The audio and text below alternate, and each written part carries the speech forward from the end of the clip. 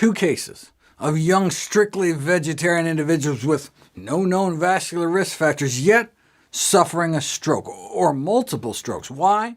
Most probably because they weren't taking vitamin B12 supplements, which leads to high homocysteine levels, which can attack your arteries. So those eating plant-based failing to supplement may increase one's risk of both heart disease and stroke. Now, vegetarians have so much heart disease risk factor benefit that they're still at lower risk overall, but this may help explain why vegetarians were found to have more stroke. Presumably this disparity would disappear with adequate B12 supplementation, and this benefit would grow even larger. Compared with non-vegetarians, vegetarians enjoy all these other advantages: better cholesterol, blood pressures, blood sugars, and obesity rates. But what about that stroke study? And even among studies that show benefits, they're not as pronounced as one might expect, which may be a result of that poor vitamin B12 status.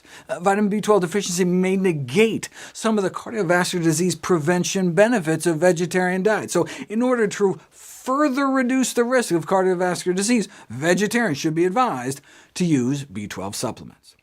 How can you determine your B12 status? By the time you're symptomatic with B12 deficiency, it's too late, and initially the symptoms can be so subtle that you might even miss them. And well before you develop clinical deficiency, you develop metabolic vitamin B12 deficiency, a missed opportunity to prevent strokes, where you have enough B12 to avoid deficiency symptoms, but not enough to keep your homocysteine in check. Underdiagnosis of the condition results largely from failure to understand that a normal B12 blood level may not reflect adequate functional B12 status. The levels of B12 in your blood does not always represent the level of B12 in your cells. You can have a severe functional deficiency of B12 even though your blood levels are normal or even high. Most physicians tend to assume that if the B12 level in your blood is normal, then there's no problem.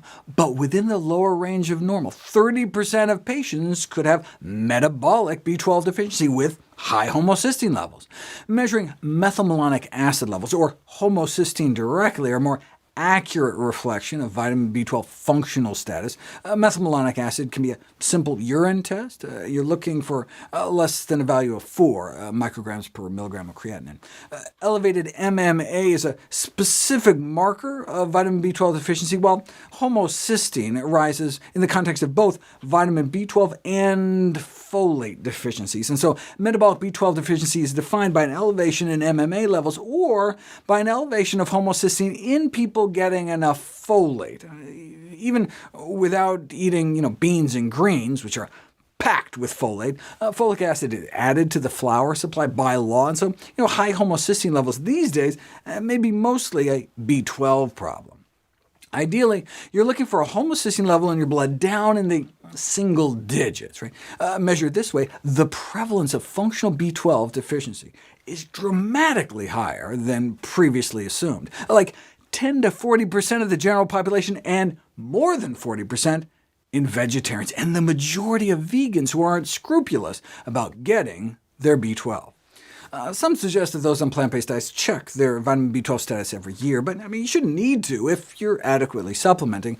And evidently there are rare cases of vitamin B12 deficiency that can't be picked up on any test, so you better just make sure you're getting enough. Now, if you do get your homocysteine tested, and it's still up in the double digits, even despite B12 supplementation, I do have a suggestion in the final videos of this series, which we'll turn to next.